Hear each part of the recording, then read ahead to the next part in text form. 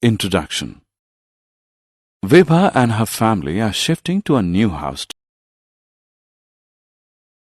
Objectives. Wheels around us. All vehicles that move on roads, such as bicycles, scooters, cars, buses and trucks, trains, and even aeroplanes, have wheels. Wheels are circular. Wheels are circular in shape. Their shape allows easy movement. Self-assessment. Click the objects that can roll. Wheels in vehicles. Some vehicles such as scooters, motorcycles, etc.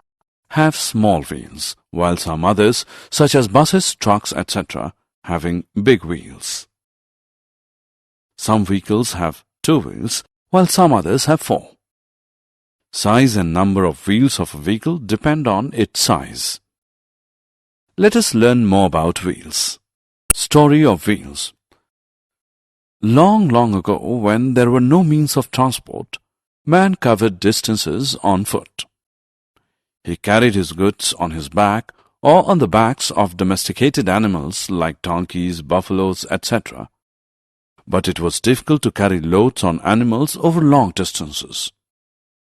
One day while working, man rolled some logs of wood.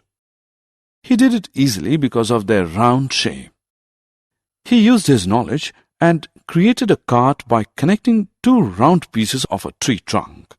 But the cart wouldn't move because of the different sizes of the pieces. He then used 2 round pieces of the same size. His cart began to move. This is how wheels came to be invented. Improvements in wheel.